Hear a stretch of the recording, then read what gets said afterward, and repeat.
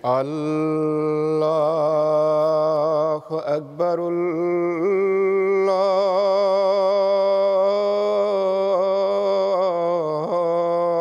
اللہ اکبر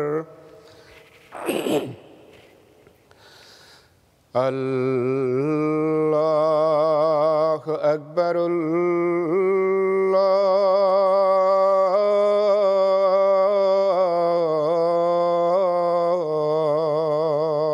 اکبر اشہد ان لا الہ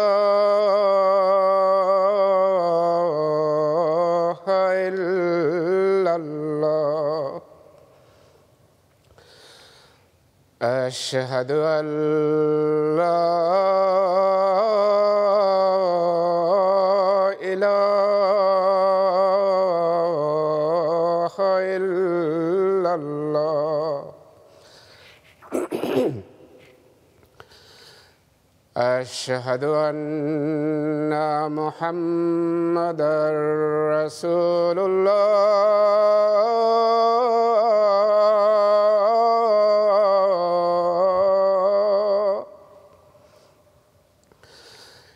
اشہد ان محمدا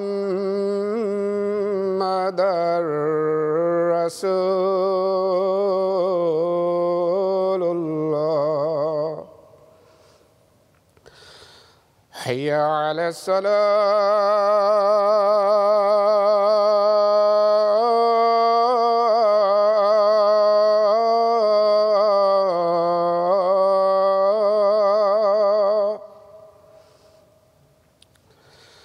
حی علی الصلاة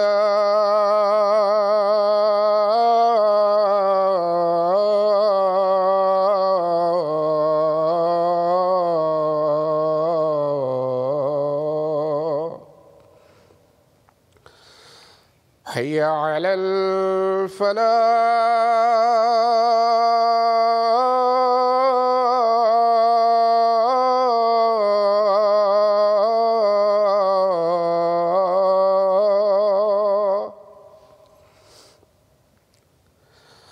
حی علی الفلاح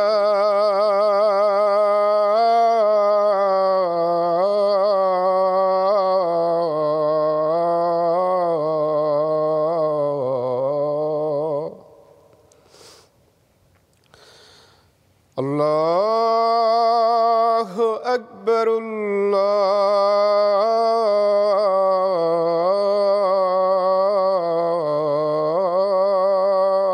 اللہ اکبر لا الہ الا اللہ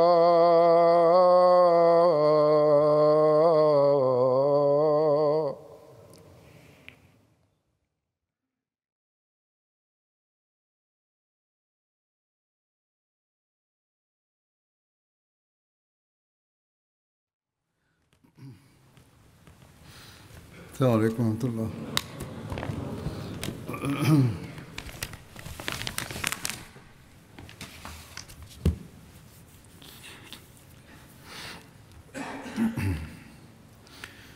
اشہد ان لا الہ الا اللہ وحدہ لا شریک لہ واشهد ان محمدا عبده ورسوله اما بعد فاعوذ بالله من الشیطان الرجیم بسم اللہ الرحمن الرحیم الرحيم الحمد لله رب العالمين الرحمن الرحيم مالك يوم الدين إياك نعبد وإياك نستعين اهدنا الصراط المستقيم صراط الذين أنعمت عليهم غير المغضوب عليهم ولا الضالين.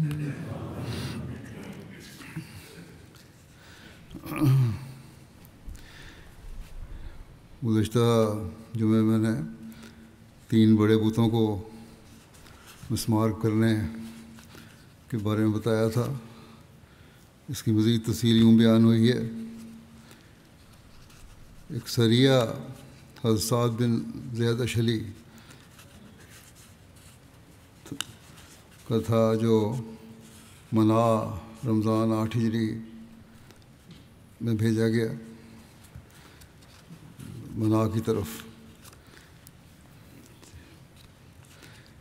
رسول اللہ صلی اللہ علیہ وسلم نے 24 رمضان کو حضرت سعد بن زید کو منات بت کے انہدام کے لیے بھیجا تھا. اسے بحیرہ عامر کے ساحل پر قدیت کے قریب مشلل کے مقام پر نصب کیا گیا تھا. اسی وجہ سے اس کو سریہ مشلل بھی کہا جاتا ہے. حضرت سعد بن زید اشہلی 20 سواروں کے ہمراہ روانہ ہوئے. جب آپ وہاں پہنچے تو وہاں ایک مجاور بھی تھا. مجاور نے حضرت سعد سے پوچھا کہ تم کیا چاہتے ہو؟ انہوں نے کہا کہ منات کا گرانا. اس نے کہا کہ تم اور یہ کام یعنی ناممکن ہے یہ ہو سکے تمہارے سے. حضرت سعد اس بت کی طرف بڑھے. راوی نے بیان کیا ہے کہ یہ پتہ نہیں حقیقت ہے یا بہرحال بعض دفعہ رنگ دینے کے لیے بیان کر دیتے ہیں کہ اس وقت ایک برہنہ سیاہ رنگ اور پورا گندہ بالوں والی عورت باہر نکلی کمرے سے اور مجاور نے ان کو کہا اپنے بت کو کہا کہ اے منات اپنا غضب بھیج. حضرت سعد بن اشہلی نے اسے قتل کر دیا. کہتے ہیں اس مجاور کو قتل کر دیا. اگر یہ قتل کی روایت صحیح ہے تو ممکن ہے مجاور نے مقابلہ کی کوشش کی ہو اور مقابلہ میں مارا گیا. صرف بددعا دینے پر قتل کرنا یہ تو اسلامی تعلیم ہی نہیں ہے، نہ صحیح بھی نہیں لگتا. حضرت صلی اللہ علیہ وسلم کی عمومی ہدایات کے بھی خلاف ہے. بہرحال پھر آپ اور آپ کے ساتھی بت کی طرف متوجہ ہوئے اور اسے توڑ دیا. پھر اپنے ساتھیوں کے ہمراہ رسول اللہ صلی اللہ علیہ وسلم خدمت میں حاضر ہو گئے. ابن ہشام نے لکھا ہے کہ رسول اللہ صلی اللہ علیہ وسلم نے منات کی طرف ابو سفیان بن حرب کو روانہ کیا تھا. اور یہ بھی کہا جاتا ہے کہ یہ کام حضرت علی نے کیا تھا. البتہ واقدی اور ابن سعد کی روایت کے رائے کے مطابق حضرت سعد بن زید نے اس کو مسمار کیا تھا. اور باقی روایت بھی اگر واقدی کی ہے تو ہو سکتا ہے اس میں بعض باتیں زائد بھی کرتی ہوں. سریہ حضرت خالد بن ولید بطرف نخلا. یہ 25 رمضان 8 ہجری جنوری 629 عیسوی میں ہوا.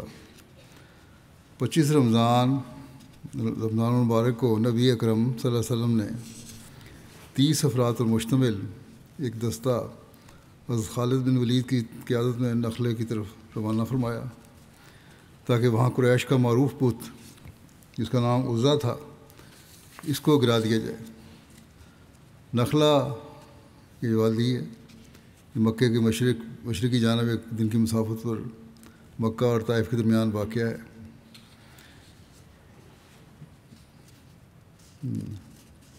یہ نخلا کے مقام پر ایک گھر تھا جس کے نگران و نگہبان بنو شیبان تھے.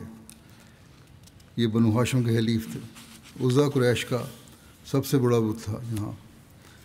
امام بہقی نے روایت کیا ہے کہ اس کا گھر 3 کیکر کے درختوں پر مشتمل تھا، یعنی ارد گرد اس کے کیکر کے درخت لگے ہوئے تھے، بیچ میں گھر تھا۔ ابن اسحاق کہتے ہیں کہ جب عزا کے مجاور کو حضرت خالد کی آمد کا علم ہوا تو بت پر تلوار لٹکا کر خود پہاڑ پر چڑھ گیا اور یہ شعر پڑھنے لگا۔ اس کا ترجمہ یہ ہے کہ اے عزا، خالد پر ایسا شدید حملہ کر جو کچھ بھی باقی نہ چھوڑے، جنگی نقاب پہن اور آستین چڑھا۔ اے عزا، اگر تم اس شخص خالد کو قتل نہ بھی کرو تو اسے جلد واقع ہونے والے گناہ کا مستحق بناؤ یا اس سے اس کا انتقام لو۔ حضرت خالد نے نخلا پہنچتے ہی کیکر کے درختوں کو کاٹا اور اس گھر کو مسمار کیا جس میں عزا بت تھا۔ پھر واپس مکہ آ کر حضرت صلی اللہ علیہ وسلم کی خدمت میں رپورٹ پیش کی۔ آپ نے فرمایا، کیا تم نے وہاں کوئی خاص چیز دیکھی تھی؟ حضرت خالد نے نفی میں جواب دیا۔ آپ نے فرمایا، پھر تو تم نے عزا کو ختم نہیں کیا، واپس جاؤ اور اس کا قلعہ کما کر کے آؤ۔ اس حکم کے سنتے ہی حضرت خالد تعمیل حکم کے لیے فوراً پلٹے۔ جب نگرانوں نے دوبارہ حضرت خالد کو دیکھا تو پہاڑ پر چڑھ گئے۔ وہ کہہ رہے تھے کہ اے عزا، انہیں ہلاک کر دو۔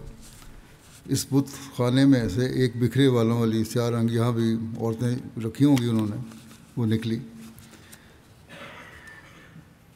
اور حضرت خالد نے اس وقت یہ شعر پڑھ رہے تھے کہ اے عزا، اگر یہ شعر تھا عربی کا میں یہ تھا ارشاد، یا عزا کفرانک لا سبحانک انی رأیت اللہ قد احانک۔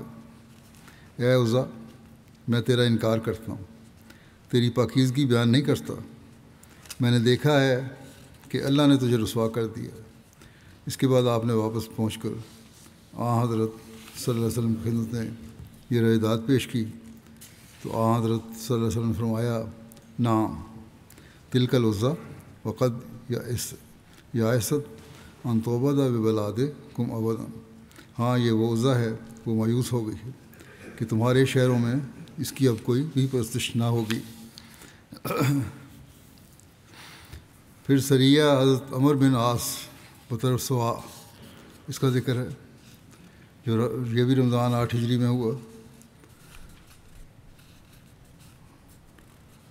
عزا بت کے انہدام کی مہم کے ساتھ ہی رسول اللہ صلی اللہ علیہ وسلم نے حضرت عمر بن عاص کو سوا بت کے قلعہ کما کی خاطر بھجوایا۔ آپ کے ساتھ کچھ ساتھی بھی تھے مگر ان کی تعداد مذکور نہیں۔ سوا مدینے سے مغربی جانب ساحل سمندر پر روحات میں بنی حذیل کا بت تھا اور یہ جگہ مکے سے 3 میل کی مسافت پر تھی۔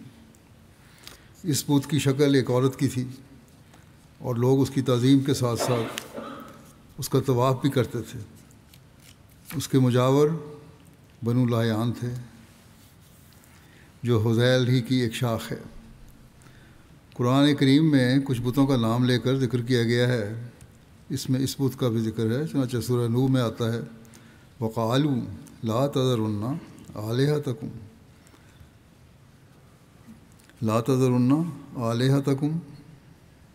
وَلَا تَذَرُنَّ وَدًّا وَلَا سُوَاعًا وَلَا يَغُوثَ وَيَعُوقَ وَنَسْرًا۔ اور انہوں نے کہا، ہرگز اپنے معبودوں کو نہ چھوڑو، اور نہ ود کو چھوڑو، اور نہ سوا کو، اور نہ ہی یغوث اور یعوق اور نصر کو۔ حضرت ابن عباس سے روایت ہے کہ وہ بت جو کہ قوم نوح میں تھا وہ بعد میں عربوں میں آ گئے، اور ود جو بت تھا وہ قلب قبیلے کا تھا جو دومت الجندل میں آباد تھا، اور جو سوا تھا وہ حذیل قبیلے کا تھا اور یغوث مراد قبیلے کا تھا. پھر وہ بنو قطیف کا ہو گیا جو صبا شہر کے پاس جرف میں رہتا تھا. اور جو یعوق تھا وہ حمدان قبیلے کا تھا. اور جو نصر تھا وہ ہمیر کا تھا جو ذی القلع کی اولاد تھی. دراصل یہ سب ان چند نیک ناموں کے نام ہیں، نیک آدمیوں کے نام ہیں جو حضرت نوح کی قوم میں سے تھے. جب وہ مر گئے تو شیطان نے ان کی قوم کے دل میں یہ ڈالا کہ ان جگہوں پہ جہاں وہ بیٹھا کرتے تھے بت کھڑے کر دو اور ان کے ناموں پر ان کے نام رکھو. چنانچہ انہوں نے ایسا ہی کیا اور انہیں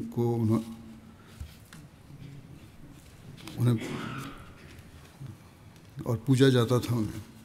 مگر جب وہ ہلاک ہو گئے، ان کو آدمیوں کو نہیں پوجا جاتا تھا، مگر جب وہ ہلاک ہو گئے اور اصل معلومات نہ رہیں تو ان کو بتوں کو پوجنا شروع کر دیا، یا ان کے نمونے بنا کے ان کو پوجنا شروع کر دیا نام بنا کے. حضرت عمرو بن عاص جب روحات کے مقام پر سوا کے پاس پہنچے تو وہاں انہیں اس کا مجاور ملا. آپ نے اسے کہا کہ وہ رسول اللہ صلی اللہ علیہ وسلم کے حکم سے اس بت کو توڑنے کے لیے آئے ہیں. اس نے جواب دیا کہ تم اسے توڑنے پر ہرگز قادر نہیں ہوگے.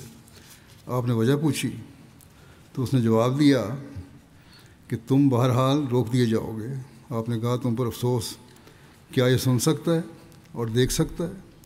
پھر آپ نے آگے بڑھ کر اسے توڑ دیا اور اپنے ساتھیوں سے کہا کہ وہ اس کوٹری کو بھی مسمار کر دیں جو اس کے ساتھ بنی ہوئی تھی. انہوں نے اسے بھی مسمار کر دیا. پھر آپ نے اس مجاور سے پوچھا اب بتاؤ. اس نے اپنے معبود کا یہ حال دیکھا تو فوراً بول اٹھا میں اللہ کی اطاعت کرتا ہوں اور اسلام قبول کرتا ہوں. اس حوالے سے بھی اس بات کی تصدیق ہوتی ہے کہ پہلے جو مجاور کو یا کسی کو قتل کرنے کا جو قصہ بیان ہوا ہے وہ بہرحال محل نظر ہے. سریہ حضرت خالد بن ولید بطرف بنو جزیمہ، یہ بھی شوال 8 ہجری کا ہے.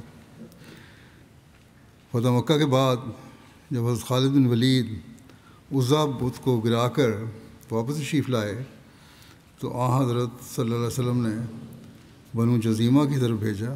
یہ قبیلہ بنو کنانہ کی شاخ تھا جو مکے کے یلملم کی جانب آباد تھا.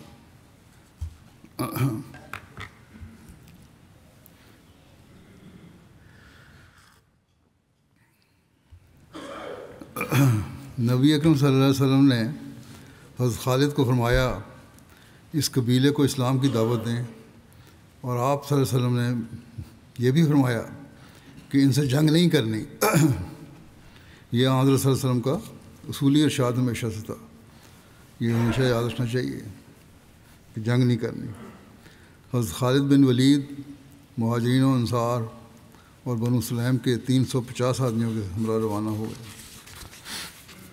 جب حضرت خالد وہاں پہنچے تو انہوں نے دیکھا کہ لوگ ہتھیار اٹھائے ہوئے ہیں جیسا کہ حملہ آور ہوں. حضرت خالد نے ان لوگوں سے کہا کہ ہتھیار رکھ دو، لوگ تو اسلام قبول کر چکے ہیں. خالد کی بات سن کر ان میں سے ایک شخص حجدم نام کا کھڑا ہوا اور اپنی قوم کو مخاطب کرتے ہوئے کہا کہ اے بنو جزیمہ ہتھیار نہ رکھنا، یہ خالد ہے. ہتھیار رکھنے کے بعد تم لوگوں کو گرفتاری اور موت کا سامنا کرنا ہوگا، اس لیے میں تو ہتھیار نہیں رکھوں گا.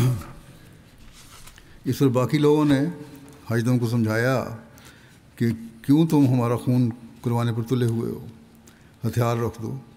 اور لوگ اس کو سمجھاتے رہے یہاں تک کہ اس سے ہتھیار لے لیے. ہتھیار پھینک دینے کے بعد ان لوگوں کو قید کر لیا گیا، یہ بھی روایت میں ہے. اور ہر مسلمان کو ایک دو قیدی دیے گئے اور رات بھر یہ قید میں رہے. شاید اس لیے قید کیے کہ انہوں نے ہتھیار اٹھائے تھے، ان کی نیت کا پتہ نہیں تھا. بہرحال ایک روایت کے مطابق جب حضرت خالد وہاں پہنچے اور انہیں اسلام کی دعوت دی تو ان لوگوں نے کہا اسلمنا، ہم نے اسلام قبول کیا. انہوں نے اسلمنا کہنے کی بجائے یہ کہنا شروع کیا کہ سبانا کہ ہم نے دین چھوڑ دیا، ہم نے اپنا دین چھوڑ دیا. اس پر حضرت خالد کو یہ غلط فہمی ہوئی کہ یہ تو مسلمان نہیں ہیں، چنانچہ انہوں نے ان کو قتل کا فتویٰ دے دیا۔ یہ طویل پیش کی جاتی ہے۔ ابن سعد نے بیان کیا کہ جب خالد ان کے پاس پہنچے تو انہوں نے لوگوں سے پوچھا کہ تم کس دین پر ہو؟ انہوں نے جواب دیا کہ ہم مسلمان ہیں، نماز پڑھتے ہیں وغیرہ۔ حضرت خالد نے پوچھا کہ پھر تم نے ہتھیار کیوں اٹھا رکھے ہیں؟ وہ بولے کہ ہمارے اور عرب کی ایک قوم کے درمیان دشمنی چلی آ رہی ہے، ہمیں یہ اندیشہ ہوا کہ وہی دشمن قوم ہے، اس لیے ہتھیار پکڑ لیے۔ معلوم ہوتا ہے کہ اس کیفیت سے حضرت خالد محتاط ہو گئے اور ان کے دل میں ان کے متعلق کچھ شکوک و شبہات پیدا ہو گئے، اگر اس کی کوئی توجیہ دینی بھی ہے تو۔ بارہ روایات سے معلوم ہوتا ہے کہ یہ قیدی نماز ہی پڑھتے تھے اور مسلمان ہی دکھائی دیتے تھے، لیکن عین ممکن ہے کہ ان قیدیوں میں سے کچھ قیدی ایسے ہوں گے جیسے خود حشدم اور اس کی ہاں میں ہاں ملانے والے، جو سرکشی کا مظاہرہ کرنے والے تھے، اور حضرت خالد ان کی طرف سے مطمئن نہیں ہو رہے تھے، اور کچھ سوانہ کہنے نے حضرت خالد کو چکنا کر دیا۔ اس لیے انہوں نے ایک رات کے آخری پہر میں یہ فتویٰ دے دیا کہ ان قیدیوں کو قتل کرنا ہی مناسب معلوم ہوتا ہے۔ اس پر کچھ مسلمانوں نے اپنے قیدیوں کو قتل کر دیا، لیکن مہاجرین اور انصار کے گروہ نے، جو پرانے مسلمان تھے، انہوں نے خالد کی اس رائے سے اتفاق نہیں کیا اور اپنے قیدیوں کو قتل نہیں کیا۔ انصار کے سردار ابو اسید ساعدی حضرت خالد بن ولید کے پاس گئے اور انہوں نے بتایا کہ یہ مسلمان ہیں، ان کو قتل کرنا درست نہیں۔ حضرت عبداللہ بن عمر اور حضرت سالم مولا ابو حذیفہ نے بھی حضرت خالد کی رائے سے اتفاق نہ کیا اور اپنے دوسرے ساتھیوں کو اپنے اپنے قیدی قتل کرنے سے منع کیا۔ ان رہا ہونے والے قیدیوں میں سے ایک قیدی نے مدینہ پہنچ کر رسول کریم صلی اللہ علیہ وسلم کی خدمت میں صورتحال بیان کی، تو آپ نے پوچھا کہ کسی نے خالد کی بات سے اختلاف نہیں کیا یا روکا نہیں؟ اس نے بتایا کہ ایک سفید رنگت والا درمیانی قد کا شخص تھا اور ایک لمبے قد کا شخص تھا، اور ان دونوں نے خالد سے بات کی تھی، اور ایک نے ذرا تیز لہجے میں بات کی تھی۔ حضرت عمر اس وقت مجلس میں موجود تھے۔ انہوں نے رسول اللہ صلی اللہ علیہ وسلم کی خدمت میں عرض کی کہ حضور، ایک تو میرا بیٹا عبداللہ تھا، یعنی حضرت عبداللہ بن عمر لمبے قد کے، اور دوسرا سالم مولا ابو حذیفہ تھا۔ حضرت صلی اللہ علیہ وسلم کو جب اس سارے واقعہ کا علم ہوا تو آپ کو بہت دکھ ہوا۔ آپ نے فرمایا کہ میں نے خالد کو انہیں قتل کرنے کا حکم نہیں دیا تھا، میں نے تو صرف انہیں اسلام کی طرف دعوت دینے کا کہا تھا۔ اور پھر آپ صلی اللہ علیہ وسلم نے اپنے دونوں ہاتھ اٹھائے اور 2 مرتبہ خدا کے حضور عرض کی، اللہم انی ابرأ الیک مما صنع خالد، کہ اے اللہ، خالد نے جو کچھ کیا ہے میں تیرے حضور اس سے بیزاری کا اظہار کرتا ہوں۔ اسی طرح آپ نے خالد بن ولید سے ناراضگی کا اظہار فرمایا، کیوں اتنی جلد بازی سے کام لیا گیا، اچھی طرح تحقیق کرنی چاہیے تھی۔ پھر آپ صلی اللہ علیہ وسلم نے حضرت علی کو بنو جزیمہ کی طرف ان کے مقتولین کی دیت ادا کرنے اور سارے معاملے کی تحقیق کرنے کے لیے بھیجا۔ حضرت علی نے وہاں جا کر تمام مقتولین کے ورثاء کو خون بہا ادا کیا، اور ان کے جو اموال مسلمانوں نے لیے تھے وہ سب انہیں واپس دیے، یہاں تک کہ لکڑی کا وہ برتن بھی واپس کیا جس میں کتا پانی پیتا تھا۔ سب کو دیت وغیرہ کی رقوم دینے کے بعد حضرت علی کے پاس کچھ مال بچ گیا، تو آپ نے بنو جزیمہ کے لوگوں سے پوچھا کہ کوئی ایسا شخص رہ گیا ہو جس کے کسی نقصان کا ازالہ نہ ہوا ہو؟ سب نے کہا کہ نہیں۔ پھر حضرت علی نے بچا ہوا مال بھی انہی لوگوں کو دے دیا اور کہا کہ میں یہ مال رسول اللہ صلی اللہ علیہ وسلم کی طرف سے بطور احتیاط دے رہا ہوں، تاکہ اس ممکنہ نقصان کا بھی ازالہ ہو جائے جسے نہ اللہ کا رسول جانتا ہے اور نہ تم جانتے ہو۔ حضرت علی واپس تشریف لائے اور حضرت صلی اللہ علیہ وسلم کی خدمت میں ساری رپورٹ پیش کی، اور یہ بھی بتایا کہ ان کی چھوٹی سے چھوٹی چیز بھی ان کو لوٹا دی گئی ہے اور باقی بچا ہوا مال بھی ان کو دے دیا ہے۔ تو اس پر نبی کریم صلی اللہ علیہ وسلم بہت خوش ہوئے اور حضرت علی سے فرمایا، اسبتا و احسنتا، تو انہوں نے بالکل ٹھیک کیا اور بہت اچھا کیا۔ اس واقعے سے قبل حضرت صلی اللہ علیہ وسلم نے ایک خواب بھی دیکھا تھا، اس کا سیرت ابن ہشام میں ذکر ہے کہ آن صلی اللہ علیہ وسلم نے فرمایا کہ میں نے خواب دیکھا کہ میں نے حیث کھجور پنیر اور گھی سے ملا ہوا ایک کھانا ہے، اس کا ایک لقمہ لیا تو مجھے اس کا ذائقہ لذیذ لگا، لیکن جب میں اس کو نگلا اس کا کچھ حصہ میرے حلق میں پھنس گیا۔ پھر علی نے ہاتھ ڈال کر اس کو نکالا۔ حضرت ابوبکر نے اس کی تعبیر کرتے ہوئے عرض کیا، یا رسول اللہ صلی اللہ علیہ وسلم، یہ آپ کے بھیجے ہوئے سرایہ میں سے ایک سریہ ہے جسے آپ روانہ کریں گے۔ اس کی کچھ چیزیں تو آپ کو پسند آئیں گی اور کچھ قابل اعتراض ہوں گی، پھر آپ علی کو روانہ کریں گے اور وہ اس میں آسانی کر دیں گے، یعنی معاملہ کو درست کر دیں گے۔ چنانچہ اس سریہ کے واقعات سے یہ خواب پورا ہو گیا۔ بخاری کے اشارے حضرت سید زین العابدین ولی اللہ شاہ صاحب جو جماعت کے معروف بزرگ بھی ہیں، اور بخاری کی شرح لکھی ہے انہوں نے، اس سارے واقعہ اور روایات کو تجزیہ کرتے ہوئے لکھتے ہیں کہ طبقات ابن سعد اور سیرت ابن ہشام دونوں میں اس مہم کا ذکر ہے کہ فتح مکہ کے بعد نبی کریم صلی اللہ علیہ وسلم نے مختلف اطراف میں کچھ دستے بھیجے تاکہ متعدد قبائل کی طرف سے ان کی اسلام کے لیے رغبت معلوم کی جائے، اسلام کی طرف سے رغبت معلوم کی جائے، یعنی وہ زبردستی مسلمان بنایا جائے۔ چنانچہ آپ کا حضرت خالد بن ولید کو بنو جزیمہ کی طرف بھجوانا بھی اسی غرض سے تھا۔ طبقات ابن سعد میں اس امر کی ان الفاظ سے صراحت ہے کہ بَعَثَہُ الی بنی جزیمہ داعیا الی الاسلام ولم یبعثہ مقاتلا، کہ یعنی نبی کریم صلی اللہ علیہ وسلم نے 350 مہاجرین اور انصار کے ساتھ حضرت خالد بن ولید کو شوال 8 ہجری میں بنو کنانہ کے قبیلہ بنو جزیمہ کے پاس بھیجا، جو مکے کے قریب یلملم کے اطراف میں آباد تھا، اور انہیں وہاں لڑنے کے لیے نہیں بلکہ دعوت اسلام کی غرض سے بھیجا تھا۔ یہ قبیلہ اسلام کی طرف راغب تھا۔ اس مہم کا نام یوم القمیصہ بھی ہے۔ قمیصہ سے مراد چشمے سے نکلنے والا پانی ہے۔ مکہ مکرمہ کے قریب بادیہ میں ایک مقام تھا جہاں بنو جزیمہ رہتے تھے۔ حضرت عبداللہ بن عمر جو اس روایت کے راوی ہیں اس مہم میں موجود تھے، ان کے بیان میں اختصار ہے۔ ابن اسحاق نے واقعہ کی تفصیل بیان کی ہے۔ اس سے معلوم ہوتا ہے کہ بنو جزیمہ کے ایک مخصوص حصے نے اسلام قبول کرنے سے انکار کیا اور اکثر مسلمان ہو چکے تھے۔ منکرین اسلام مسلح ہو کر لڑنے لگے، جس کی وجہ سے حضرت خالد بن ولید نے ان کا مقابلہ کیا اور شکست ہونے پر وہ قید کیے گئے۔ ان میں سے بعض اپنے آپ کو نرغے میں دیکھ کر سبانہ سبانہ کے الفاظ سے اپنے اسلام کا اظہار کرنے لگے۔ سبانہ کے معنی ہیں ہم صابی ہو گئے، یعنی اپنا دین تبدیل کر لیا۔ حضرت صلی اللہ علیہ وسلم مکہ مکرمہ میں لفظ صابی سے تندن پکارے جاتے تھے اور لوگوں کو اس لفظ سے نفرت دلائی جاتی تھی کہ انہوں نے اپنا دین بدل لیا ہے۔ بہرحال لڑنے والوں نے واضح طور پر اور انشراح سے اسلام قبول کرنے کا اظہار نہیں کیا تھا، بلکہ وہ سوانہ کا لفظ استعمال کرنے لگے۔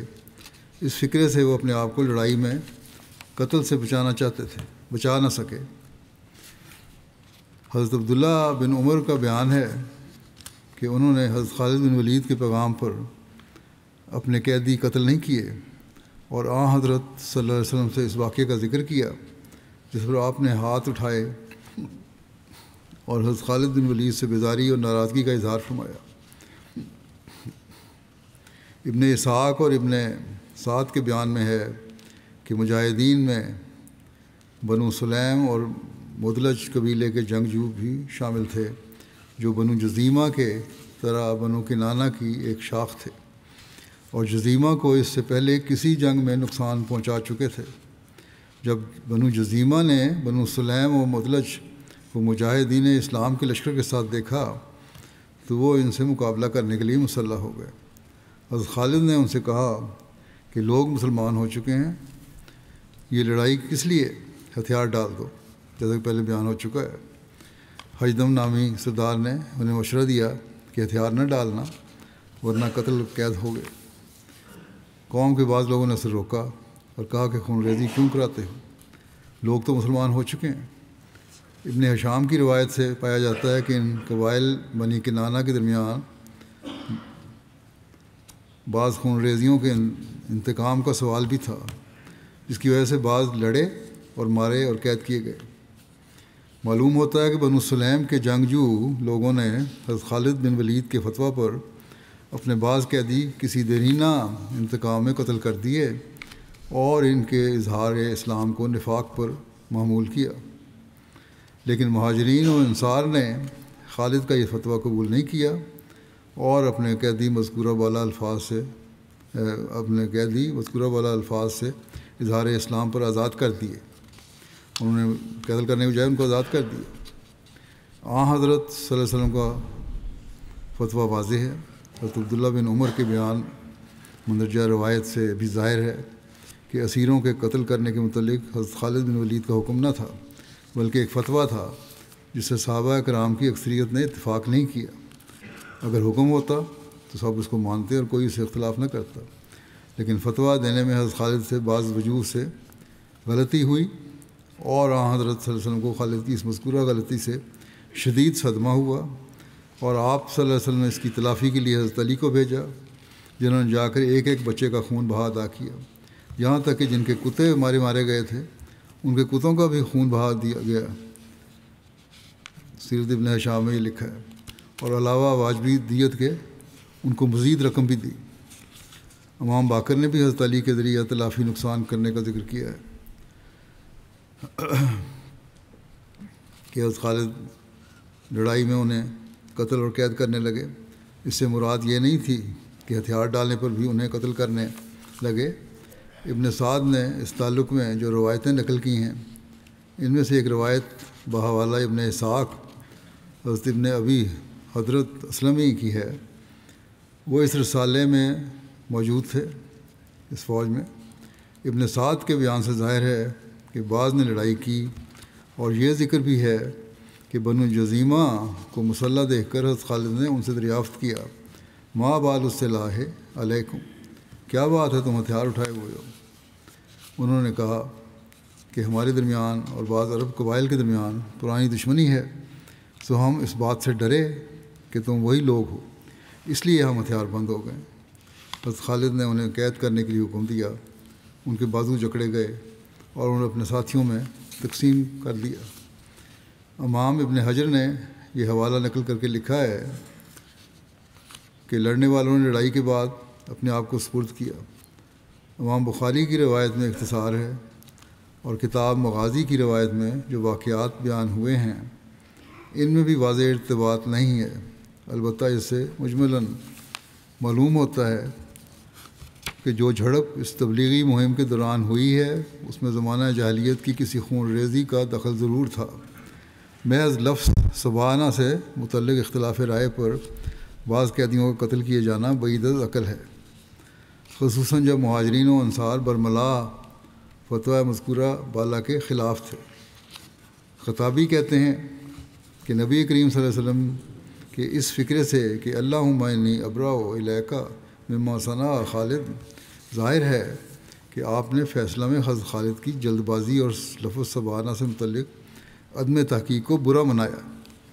حضرت خالد کا فرض تھا کہ وہ پوری طرح معلوم کر لیتے کہ لفظ سبانہ کہنے والوں کی اس سے کیا مراد ہے۔ امام باقر کی روایت میں ہے کہ انہوں نے کہ حضرت صلی اللہ علیہ وسلم نے حضرت علی رضی اللہ عنہ کو بلایا اور ان سے فرمایا کہ ان لوگوں کے پاس جائیں اور جاہلیت کی بات اپنے قدموں میں مسل دیں۔ چنانچہ وہ گئے اور انہوں نے ایک ایک کی دیت دی۔ اس روایت سے ظاہر ہے کہ درینہ کینہ و بغض و انتقام واقعہ قتال کے پیچھے کار فرما تھا۔ جب آپ نے کہا کہ ماضی کی باتوں کو مسل دو، تو اب وہ پتہ لگ گیا تھا کہ کوئی پرانا کینہ ہے ان کے دلوں میں، اور اسی وجہ بنا ہے قتل کی۔ آن رسول اللہ علیہ وسلم جب کوئی مہم روانہ فرمائی اسے یہی ہدایت فرمائی کہ لڑائی میں جلدی نہ کرنا، آہستگی اور نرمی اختیار کی جائے اور مقابلہ کرنے سے قبل دعوت اسلام ہو، اس کے احکام واضح کیے جائیں تا حجت پوری ہو، اور جہاں سے اذان سنائی دے وہاں حملہ نہ ہو۔ مذکورہ بالا واقعہ میں خود قبیلہ بنو جزیمہ کی طرف سے اسلام قبول کرنے کا پیغام پہنچا تھا، جس پر مذکورہ بالا مہم اس صراحت کے ساتھ روانہ کی گئی کہ اس سے مقصود دعوت اسلام ہے، لڑائی نہیں۔ چنانچہ طبقات ابن سعد میں ہے کہ جب حضرت خالد بن ولید بنو جزیمہ کے پاس پہنچے تو انہوں نے ان سے دریافت کیا کہ تم کون ہو؟ انہوں نے کہا مسلمان، ہم نماز پڑھتے ہیں اور محمد صلی اللہ علیہ وسلم کو سچا ماننا ہے، اپنے آنگنوں میں مسجدیں بنائی ہیں اور ان میں اذانیں دی ہیں۔ حضرت خالد نے پوچھا پھر یہ ہتھیار کیسے؟ انہوں نے کہا ہمارے اور عربوں کی اور ایک قوم کے درمیان عداوت ہے، ہمیں اندیشہ ہوا کہ تم لوگ وہی نہ ہو۔ مذکورہ بالا وضاحت کے بعد ان کے ساتھ جنگ کسی صورت میں جائز نہیں تھی۔ معلوم ہوتا ہے کہ یلملم کے اطراف میں قیام کے اثناء قدیمی دعوت کی چنگاری سلگی ہے، جس سے ایک فریق کے ساتھ لڑائی کی صورت پیدا ہوئی، اور اس کے بعد جنگجو افراد کی طرف سے سوانہ سے اظہار اسلام کرنے پر ان کی جان بخشی نہیں ہوئی، اور حضرت خالد بن ولید امیر جیش جو امیر لشکر تھے ہونے کی وجہ سے زیر عتاب آئے۔ ابن ہشام نے حضرت خالد اور حضرت عبد الرحمن بن عوف کے اختلاف اور آپس کی ناراضگی کا بھی ذکر کیا ہے جو اس موقع پر دونوں کے درمیان ہوئی۔ حضرت عبد الرحمن نے ان سے کہا عملتا امر الجاہلیت فی الاسلام، کہ آپ نے اسلام میں جاہلیت والی بات کی ہے؟ تو حضرت خالد نے انہیں جواب دیا انما اطاعتا ابی کا، تو نے اپنے باپ کا انتقام لیا ہے مجھے یہ بات کہہ کے۔ حضرت عبد الرحمن نے جواب دیا یہ درست نہیں، کیونکہ میں اپنے باپ کے قاتل کو مار کر بدلہ لے چکا ہوں، لیکن آپ نے اپنے چچا فاقہ بن مغیرہ کا بدلہ لیا ہے۔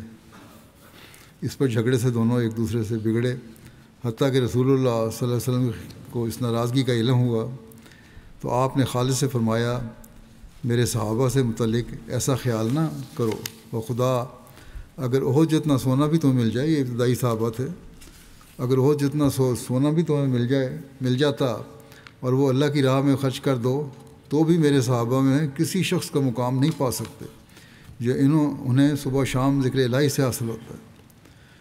سیرت ابن ہشام میں ابن اسحاق کی یہ روایت بھی موجود ہے، اور اس میں ذکر ہے کہ فاقہ بن مغیرہ مخزومی، عوف بن عبد عوف زہری اور عفان بن ابی العاص یمن کی طرف تجارت کی طرف گئے، اور واپسی پر ایک جزیمی شخص کا مال جو یمن میں مر گیا تھا لائے تا اس کے وارثوں کو دیا جائے۔ بنو جزیمہ کا ایک شخص خالد بن ہشام راستے میں ان سے ملا، اور جب اسے جزیمی شخص کی موت کا علم ہوا تو اس نے کہا کہ وہ اس مال کا حقدار ہے۔ انہوں نے دینے سے انکار کیا، اس پر آپس میں لڑائی ہو گئی، اور لڑائی میں عوف بن عبد عوف اور فاقہ بن مغیرہ دونوں مارے گئے، اور عفان بن ابی العاص اور ان کا بیٹا عثمان بچ نکلے، اور انہوں نے فاقہ بن مغیرہ اور عوف بن عبد عوف کا مال لے لیا، اور عبد الرحمن بن عوف نے موقع پر خالد بن ہشام کو قتل کر کے اپنے باپ عوف کا انتقام لے لیا۔ قریش بھی اس واقعے سے سخت طیش میں تھے، اور انہوں نے قبیلہ بنو جزیمہ پر حملہ کر کے اپنے مقتولین اور مالی نقصان کا بدلہ لینا چاہا، تو بنو جزیمہ نے کہا کہ تمہارے آدمیوں کا قتل ایک انفرادی واقعہ ہے، اس میں ہمارے ارادے کا دخل نہیں اور ہمیں ان کا علم نہیں تھا، ہم مقتولین کا اور مالی نقصان کا معاوضہ دے دیں گے۔ قریش نے ان کی معذرت اور تجویز کو قبول کر لی، جو سیرت ابن ہشام میں مروی ہے۔ یہ بہرحال یہ واقعات ہیں جو پس منظر ہے بعض چیزوں کا کہ کیوں دشمنیاں تھیں، تو یہ بھی ایک واقعہ اس میں لکھا ہے دشمنیوں کی وجہ بننے میں، اور واقعہ کا یہ وہ پس منظر ہے جس کی وجہ سے حضرت خالد بن ولید محل اعتراض بنے، اور صحابہ اسی وجہ سے حضرت خالد کے فیصلہ کے متعلق مطمئنہ تھے۔ بہرحال حضرت خالد کی طرف سے کسی قسم کا عذر بنایا نہیں جا سکتا، کیونکہ وہ صرف دعوت اسلام کی غرض سے بھیجے گئے تھے، جس میں کسی قسم کا جبر جائز نہیں تھا، اور صحابہ کرام کی اکثریت نے انہیں نیک مشورہ دیا تھا، اور جو قبول نہیں ہوا، اور بنو سلیم کو راتوں رات اپنے قیدی قتل کرنے کا موقع مل گیا۔ ابن اسحاق کی ایک روایت میں حضرت خالد بن ولید کا یہ عذر نقل کیا گیا ہے کہ انہوں نے اسلام قبول کرنے میں لوگوں کا انکار دیکھ کر حضرت عبداللہ بن حذافہ سہمی کے مشورے پر ان سے جنگ کی۔ اس بارے میں ابن اسحاق کے یہ الفاظ ہیں کہ بعض لوگوں کا بیان ہے جو حضرت خالد کو اس قتل کرنے سے معذور ٹھہراتے ہیں کہ عبداللہ بن حذافہ سہمی نے آپ سے کہا تھا کہ رسول اللہ صلی اللہ علیہ وسلم نے تمہیں ان لوگوں کو قتل کرنے کا حکم دیا تھا، اگر یہ اسلام سے باز رہیں۔ یہ عذر درست نہیں، کیونکہ امیر خالد تھے، نہ کہ عبداللہ بن حذافہ سہمی۔ خواہ یہ غلطی عمدن ہوئی ہے یا تحویلاً، بہرحال امیر لشکر اس غلطی کا ذمہ دار تھا، خصوصاً جب حضرت صلی اللہ علیہ وسلم نے تحقیق کے بعد خالد پر شدید ناراضگی اور ان سے اپنی بیزاری کا اعلان فرمایا۔ تو بہرحال اب ہمیں آپ صلی اللہ علیہ وسلم کا فیصلہ تسلیم کرنا چاہیے، اور یہ واقعہ معمولی نہ تھا کہ فیصلہ نبوی کے بعد اس کے لیے عذر تلاش کیے جائیں کہ خالد نے ٹھیک کیا یا نہیں غلط کیا۔ آپ صلی اللہ علیہ وسلم نے فرمایا تم نے غلط کیا اور بیزاری کا اظہار کیا، بس اتنا کافی ہے ہمارے لیے۔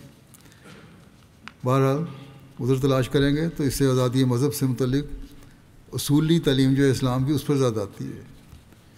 حضرت صلی اللہ علیہ وسلم نے تو لڑنے والوں سے جنگ کی اجازت دی ہے اور تبلیغ اسلام میں نرمی برتنے کا ارشاد فرمایا ہے۔ حضرت صلی اللہ علیہ وسلم نے فتح مکہ کے بعد متعدد مہمیں دعوت اسلام کی غرض سے قبائل عرب کی طرف روانہ فرمائیں، اور ان کے امیروں کو صریح ہدایت کی گئی کہ اس میں لڑائی سے بچا جائے۔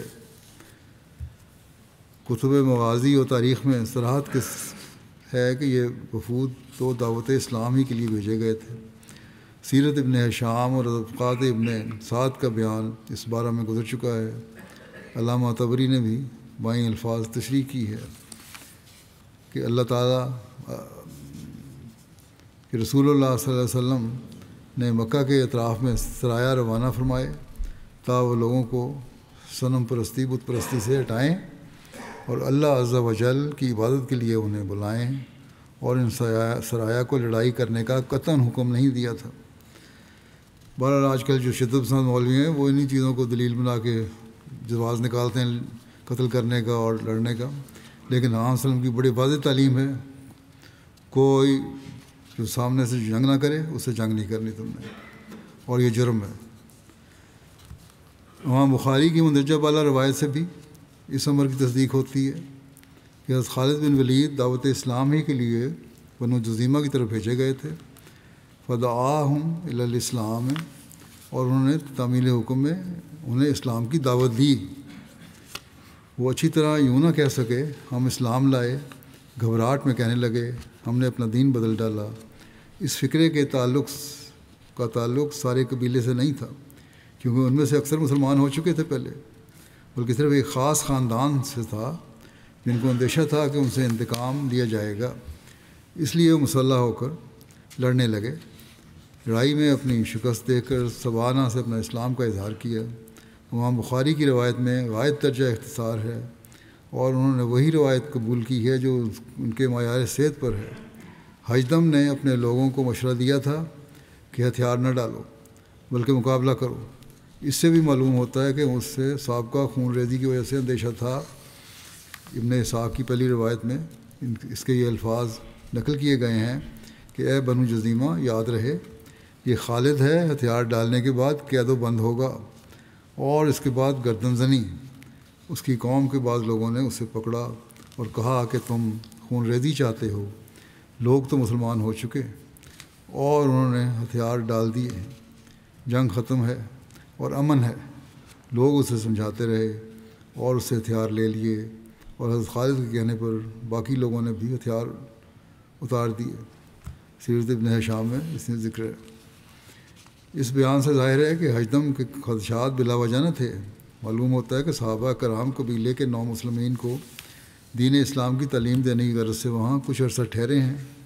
جیسا کہ روایت کے الفاظ حتیٰ اذا کانا یومن امرا خالد ان سے پایا جاتا ہے، اور دوران قیام ناگوار صورت پیدا ہوئی ہے جس سے قبیلے کے بعض لوگوں سے جنگ ہوئی اور شکست کھانے پر وہ کبھی قید ہوئے، اور جب قیدی مجاہدین کے سپرد کیے گئے تو وعید نہیں کہ بعض افراد کو اپنا پرانا کینہ نکالنے کا موقع مل گیا ہو اور انہوں نے اسے قتل کر دیا۔ ابن ہشام نے اس تعلق میں ابراہیم بن جعفر محمودی کی سند سے حضرت صلی اللہ علیہ وسلم کی خواب اور حضرت ابوبکر کی تعبیر کا بھی ذکر کیا ہے، جو پہلے میں بیان کر چکا ہوں کہ آپ نے کھجور، ستو اور گھی کے مالیدہ سے چند لقمے لیے جو مزیدار تھے، لیکن آخر ایک لقمہ حلق میں اٹک گیا اور حضرت علی نے ہاتھ ڈال کر نکال لیا۔ حضرت ابوبکر صدیق نے یہ تعبیر کی کہ اس کا تعلق تبلیغی وفد سے ہے اور مشورہ دیا کہ حضرت علی کو بھیجا جائے تا خالد کی غلطی کا تدارک ہو۔ اس خواب سے بھی ظاہر ہے کہ واقعہ کا تعلق قبیلہ جذیمہ کے ایک محدود حصے سے ہے اور مخصوص قیدیوں سے تھا۔ یہ نہیں کہ سارے قیدی محض سوانہ کہنے سے قتل کیے گئے ہیں۔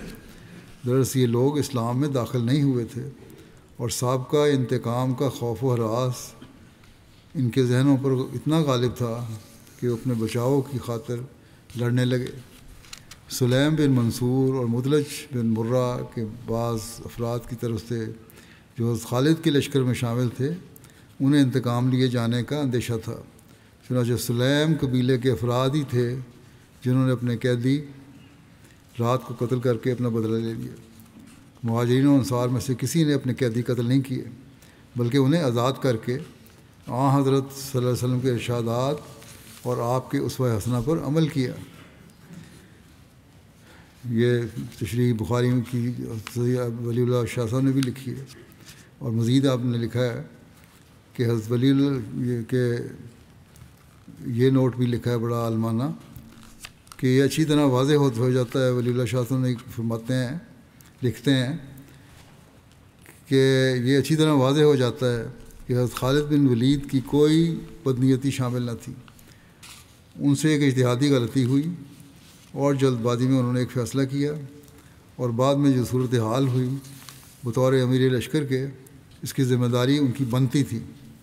جس وجہ سے حضرت صلی اللہ علیہ وسلم حضرت خالد سے ناراض بھی ہوئے اور خدا کے حضور اپنے بیزاری کا اظہار بھی فرمایا، اور جب آپ صلی اللہ علیہ وسلم نے سارے معاملہ کی تحقیق فرمائی تو یہی ثابت ہوا کہ کسی غلط فہمی کی بنا پر یہ قتل ہوئے ہیں۔ تبھی آپ صلی اللہ علیہ وسلم نے قصاص کے بجائے دیت دیے جانے کا فیصلہ فرمایا۔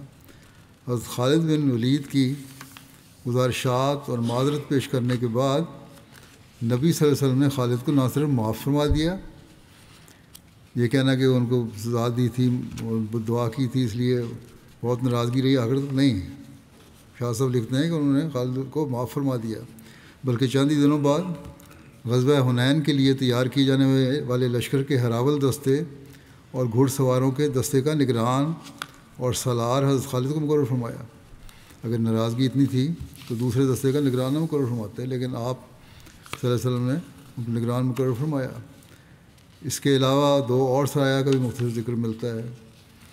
سریہ یلملم، حضرت صلی اللہ علیہ وسلم نے حضرت حشام بن عاص کی قیادت میں 200 افراد پر مشتمل یہ سریہ مکہ کی جانب کے جنوب مشرق میں واقعہ یلملم کی طرف بھیجا، جو مکہ اور طائف کے درمیان 2 راتوں کے فاصلے پر واقع ہے۔ سریہ ارنا یہ عرفات کے سامنے ایک وادی ہے۔ بیان کیا جاتا ہے کہ نبی کریم صلی اللہ علیہ وسلم نے حضرت خالد بن سعید بن عاص کو 300 افراد کے لشکر کا امیر بنا کر اس طرف بھیجا تھا۔ بہرحال اس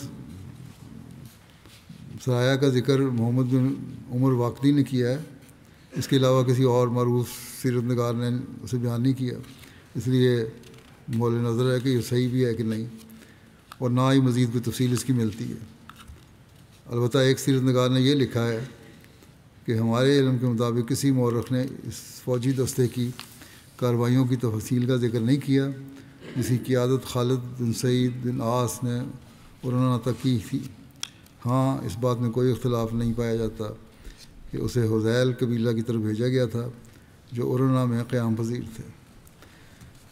بہرحال اس سے حضرت صلی اللہ علیہ وسلم کی سیرت کا بھی بخوبی علم ہوتا ہے، کہیں بھی آپ نے سختی نہیں کی، اور یہ الزام بھی جو دشمنان اسلام لگاتے ہیں غلط ہے کہ جنگوں میں آپ نے قتل کروایا. آپ نے تو بڑی ناراضگیوں کا اظہار فرمایا جہاں غلطی سے بھی کچھ ہوا. تو آن وسلم کی باقی غزوات اور سرائے کا ذکر انشاءاللہ آئندہ ہوگا.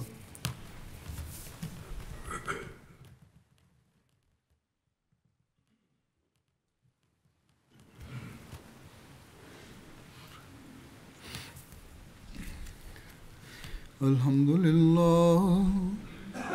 لله نحمده ونستعينه ونستغفره ونؤمن به ونتوكل عليه ونعوذ بالله من شرور أنفسنا ومن سيئات أعمالنا من يهده الله فلا مضل له ومن يضلل فلا هادي له ونشهد أن لا إله إلا الله ونشهد أن محمدا عبده ورسوله.